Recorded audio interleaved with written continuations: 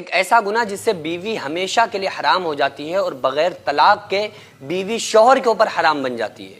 یہ میرے پاس ایک کال آئی اور انہوں نے مسئلہ پوچھا ہے اور واقعی ان صاحب کا نکاح ختم ہو گیا، ہمیشہ کے لیے ان کی بیوی جو ہے ان کے اوپر حرام ہو گئی۔ تو میں ان کا نام لینا نہیں چاہتا ہوں، باہر سے میرے پاس فون آیا، انہوں نے کہا کہ مفتی صاحب ہم جوائنٹ فیملی میں رہتے ہیں،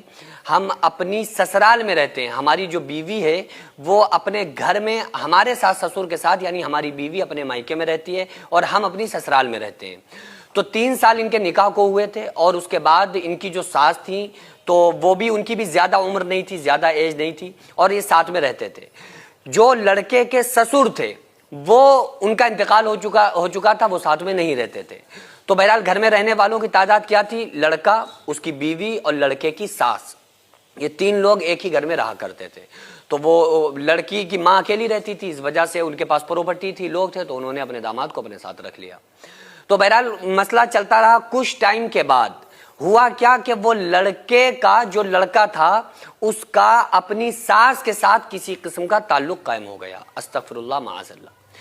اس آدمی نے، اس شوہر نے اپنی بیوی کے علاوہ اپنی ساس یعنی اپنی ماں، اپنی بیوی کی سگی ماں کے ساتھ غلط کاموں میں وہ شریک ہو گیا۔ غلط کاموں میں شریک سے مطلب یہ کہ وہ اس کے ساتھ تعلقات میں آ گیا اور اس نے اس کے ساتھ زنا کیا۔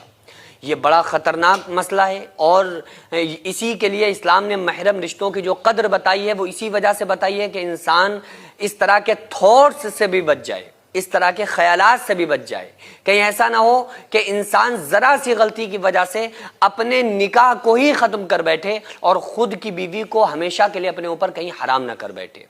تو اللہ تعالیٰ نے ان رشتوں کی جن رشتوں کو بڑا پاکیزہ بتایا ہے، جن رشتوں کو بڑا مستحکم بتایا ہے، جن رشتوں کو بڑا مضبوط بتایا ہے، ان رشتوں میں اگر کوئی بندہ خلل لاتا ہے اور خصوصی طور پہ ایک داماد اگر اپنی ساس کے ساتھ کسی بھی قسم سے وہ اس کے قریب ہو جاتا ہے اور اس کے ساتھ اگر وہ ایسا سنگین جرم کر بیٹھتا ہے تو اس گناہ سے اس کی جو بیوی ہوگی وہ اس کے اوپر حرام ہو جائے گی، ہمیشہ کے لیے اس کی بیوی اس کے لیے ناجائز ہو جائے گی اور ایسی حرام ہوگی کہ دوبارہ کبھی بھی اس عورت کے ساتھ اس کا نکاح نہیں ہو سکتا، یعنی اپنی بیوی سے۔ ورنہ ایسے مسئلے ہوتے ہیں نا کہ اگر شوہر نے طلاق دے دی، اس کے بعد عدت گزار کے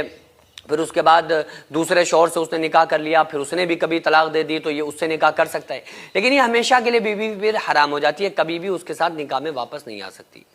تو اللہ تعالیٰ معاف فرمائے یہ اس طرح کی بھی چیزیں، کیونکہ آقا علیہ الصلوۃ والسلام نے کیا ارشاد فرمایا؟ جب تمہارا بچہ 7 سال کا ہو جائے تو اس کو نماز سکھاؤ، جب 10 سال کا ہو جائے تو سختی سے اس کو نماز پڑھواؤ اور اس کا بستر الگ کر دو۔